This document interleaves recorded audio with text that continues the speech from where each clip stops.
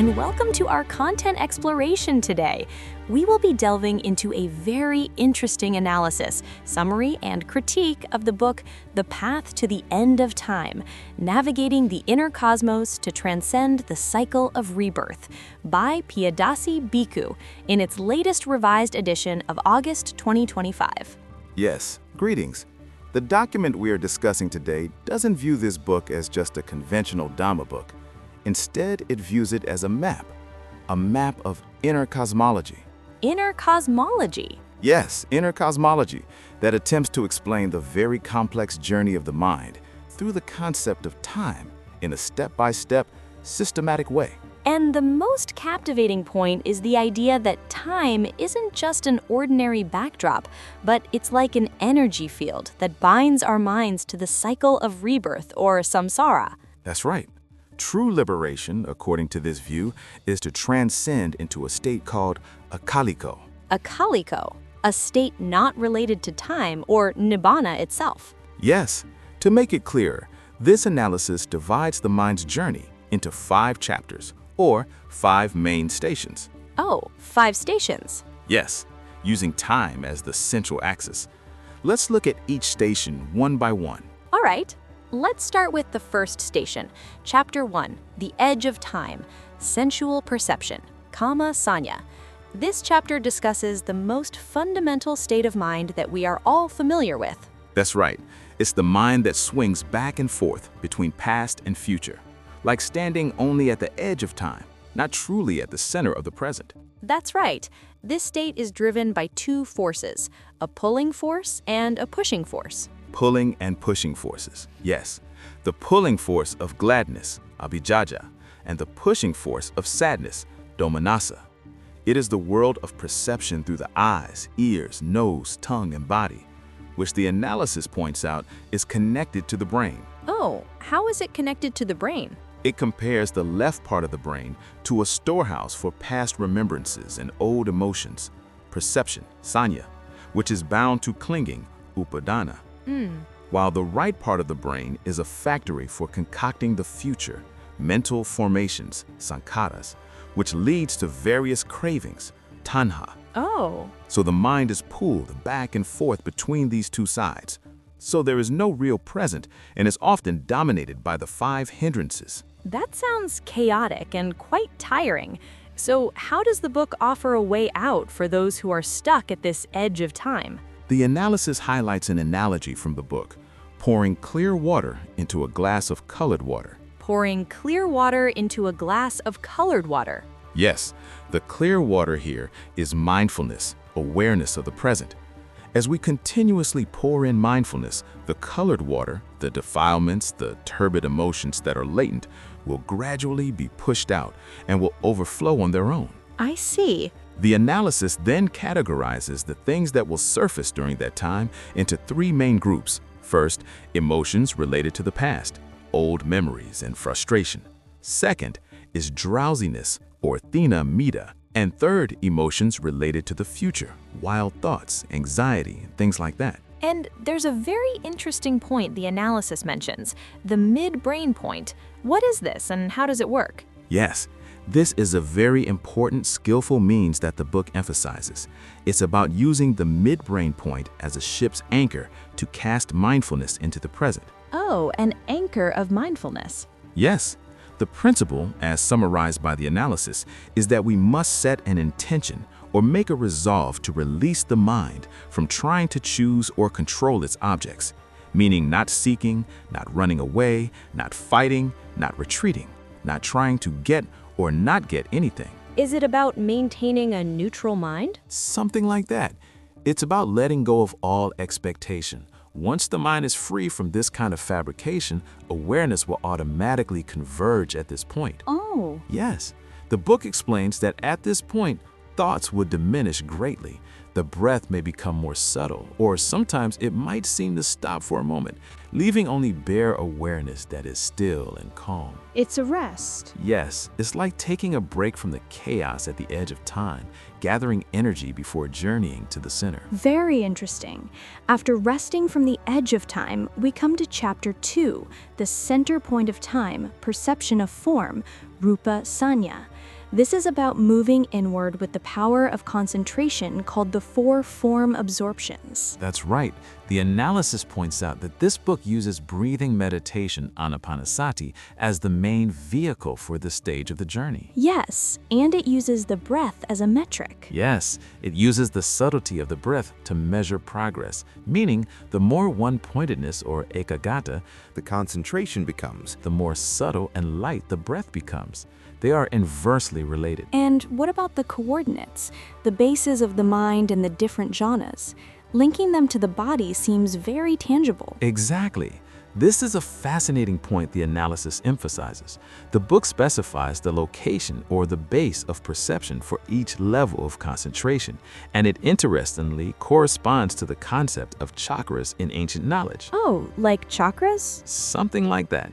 It explains that as concentration deepens, the mind shifts its base along the spinal column from bottom to top. Ascending. Yes, for example, starting from the tailbone area, then moving to below the navel, above the navel, the middle of the chest, the throat, and finally to the crown of the head. In the highest level of absorption, the fourth jhana, the in and out breath, or what is called bodily formation, or kaya sankhara, completely ceases. Wow, so it truly enters the center of the form dimension. Yes, completely. I see. It's a progressively deeper inward journey until the breath ceases. Now, a point the analysis mentions that might be challenging is the turning point time of the center of perception on the 22nd of July, 2021. Could you elaborate? Yes, this point is significant and could be a topic of debate. According to the analysis's summary, this book proposes that from the 22nd of July 2021 onwards, the center point of wholesome perception, or we could say the main energy center of the mind, has shifted its base. Shifted from where to where? From what was previously believed to be at the heart, it has permanently moved to the midbrain point. Permanently? Yes, the analysis suggests this could be interpreted in two ways. One, it could be referring to a real major energy shift in the world, in the universe. I see. Or it could be a symbolic expression that the era of Dhamma practice has changed from an emphasis on faith related to the heart to one of wisdom and a systematic understanding associated with the function of the brain. That's a proposal that requires further thought. Besides the shift of the base, how do the four jhanas change the state of mind overall, in brief? Overall, it's a shift from restless thought to a feeling of firm stability. Oh. Starting from the first absorption, which still has applied and sustained thought, but is secluded from sensuality and unwholesome states, with rapture and bliss born of seclusion. Then it gets progressively higher. Applied and sustained thoughts cease, leaving only rapture and bliss born of concentration. I see. Then rapture fades, leaving only a more subtle bliss with prominent mindfulness and Equanimity. until finally, in the fourth absorption, pleasure and pain cease, leaving only Equanimity. and very pure mindfulness, firmly established and no longer disturbed by the breath. It's a very important foundation for the next stage of the journey. Once the mind lets go of perception in the dimension of form, Rūpa-saññā, completely, it will step into an even subtler dimension. Chapter 3, The Center Point of Time, Perception of the Formless, Arūpa-saññā. The world of formless concentration, called the four formless absorptions, Arūpa-jhanas. Yes, it's a journey into emptiness, a progressively higher level of subtlety through four main states. I see. One is the perception in the realm of boundless space, Akāliko-saññā. This is about perceiving space or emptiness that is infinite. The mind feels completely expansive, without boundaries. Two is the perception in the realm of boundless consciousness, Vimuttiñāṇadassana. Once it sees that the emptiness from before is still something that is known, the mind inclines towards perceiving the conscious element, or the knower, which is also infinite, pervading that emptiness. I see. Three is the perception in the realm of nothingness, Akinchanya-tana-sanya. This is seeing further that even boundless consciousness is still something that exists, so it moves towards nothingness, a real emptiness, an emptiness of nothing at all. True emptiness. Yes, and finally, the realm of neither perception nor non-perception, Neva-saññā-na-saññā-na-saññā.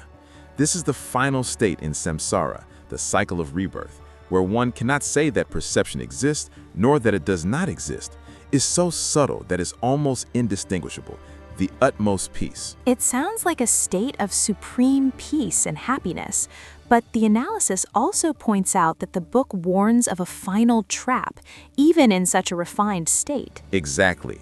This is very important, that clinging to equanimity, or the blissful peace of these jhanic states themselves. Oh, clinging to bliss. Yes, clinging to peace, clinging to neutrality. The analysis refers to the Anicca-Sappaya Sutta to emphasize that if a practitioner delights in, is pleased with, and attached to this refined peace, consciousness will rely on that and grasp it, becoming the next state of existence. Oh. Yes, making it impossible to truly escape from samsara. It's like a golden chain, still binding the mind to time. So this chapter points out that concentration alone, or samatha meditation, still has its limits, and it paves the way for the understanding that wisdom, or vipassana, is necessary to cut this final chain. And that brings us to the most important turning point in Chapter 4, Atemporal Dimension, Akāliko. This chapter is about transcending from the mundane, lokiya, to the supramundane, lokuttara. Yes, exactly.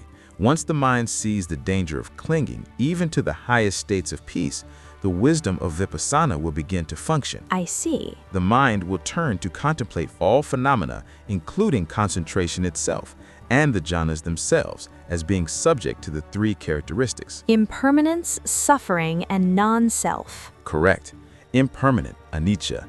Suffering, dukkha, meaning unable to remain in the same state, and not a true self, anatta. And what is the mechanism that drives wisdom to see the three characteristics so clearly? The main engine, according to the analysis, is the 7 factors of enlightenment, bojjhanga. The 7 factors of enlightenment. Yes, they include mindfulness, sati, Dhamma investigation, effort, virya, rapture, piti, tranquility, passaddhi, concentration, samadhi, and equanimity, upekkha. I see. Yes, these will arise and work in coordination. When mindfulness and concentration have sufficient strength, they will lead the mind to a truly neutral equanimity towards everything that arises, persists, and ceases, seeing it according to its causes and conditions without interfering, clinging, or pushing away.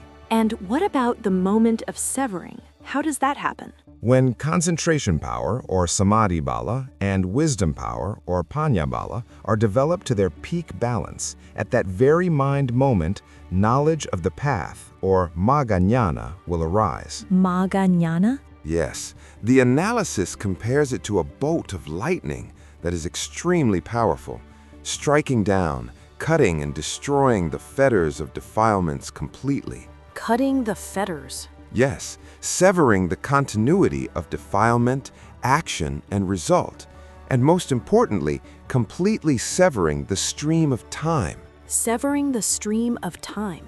Yes, once the circle of body-mind, which revolves in time, is broken, the state that is not subject to the law of arising and ceasing, which is the nibbanic element, or Akāliko, the atemporal, will appear for the first time. I see. The analysis also brings up the Buddha's analogy of the raft to explain this, that virtue, concentration, and wisdom, or the path, is like a raft we use to cross the ocean of suffering of Saṃsāra, the cycle of rebirth. I see. Nibbana is the shore.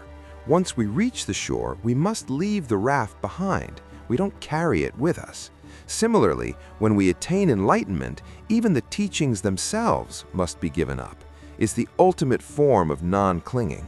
To make it clearer, the analysis mentions that the book includes a memoir on the meditation experience of an anonymous bhikkhu. Yes, this memoir is included, serving as experiential evidence.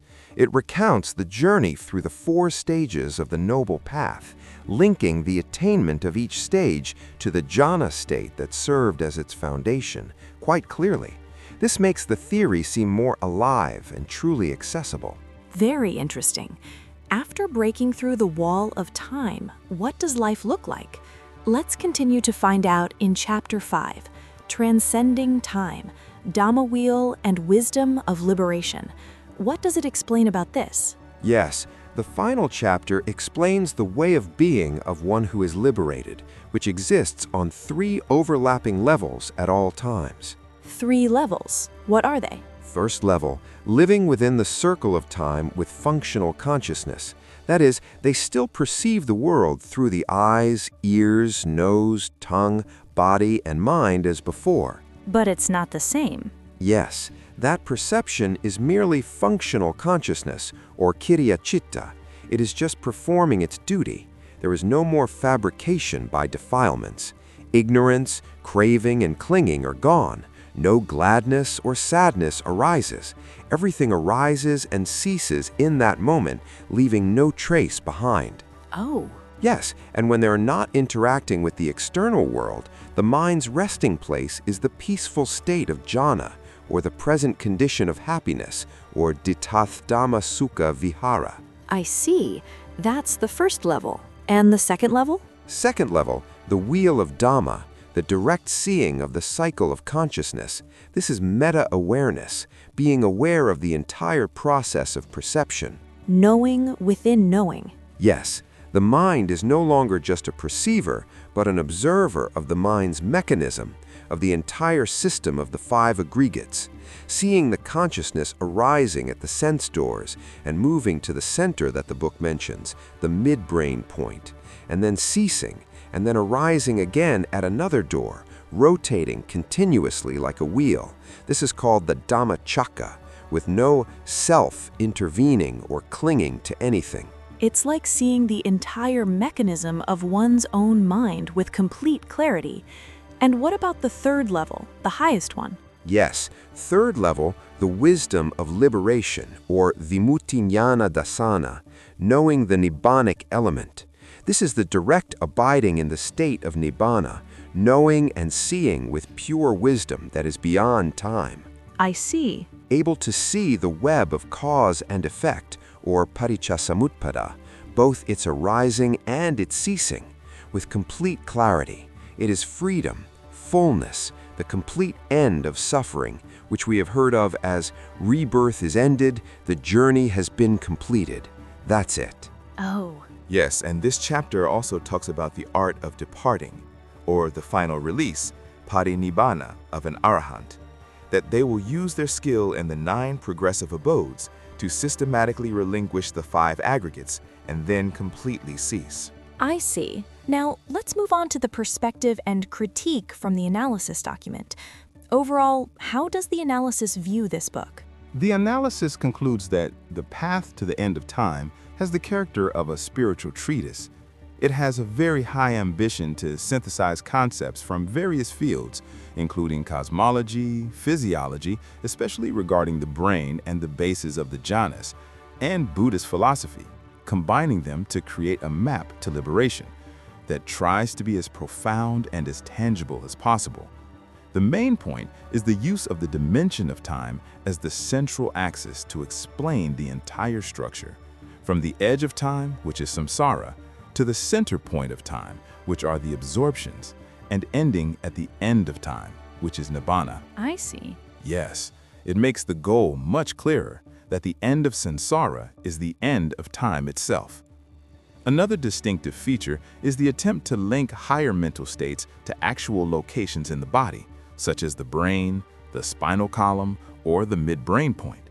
This makes the practice of meditation, which is usually very abstract, seem to have coordinates, a point to grasp.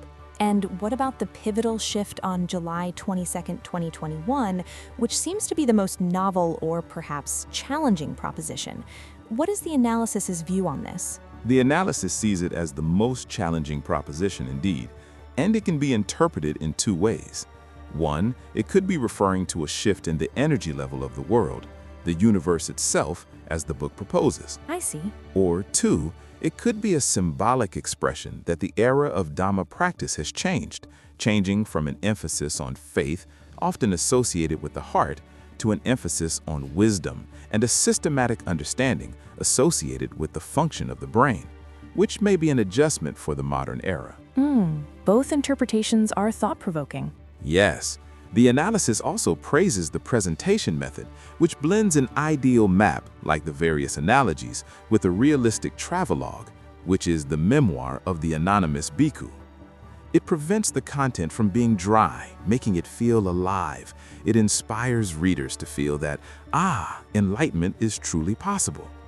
In summary, the analysis views this book as creating a new language or a new framework for explaining the Dhamma that can communicate with many different groups.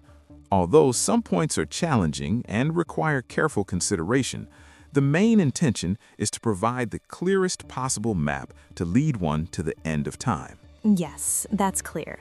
From everything we've discussed, what we see is the core essence of the path to the end of time as presented by the analysis, which is to show the path of transformation from being a slave of time, constantly pulled by the past and pushed by the future, to becoming a master of time. Yes, able to exist in freedom, truly beyond time. Yes. With the center point of time, or the state of absorption, acting as a crucial gateway. It's a station for the mind to rest, gather strength, and sharpen wisdom. When concentration and wisdom are perfectly balanced, knowledge of the path will act like a key to unlock the secret of the three characteristics, unlocking all fetters and open that door to an immortal state. Or Akaliko. The analysis ends with a very interesting point, that this book is like being given a secret code to liberation, hidden at the very point where body, mind, and time converge. Yes. To decipher this code is to realize the deep connection between these three things, until one sees the mechanism that creates bondage and also sees the path to freedom. It could be said that this book, as the analysis interprets it, is like a whisper from those who have already crossed to the other side, inviting each of us to try and begin the most important journey. The inner journey. Yes, the journey of self-exploration to discover this connection, which may lead to the discovery of true freedom that every mind may be seeking at the end of time.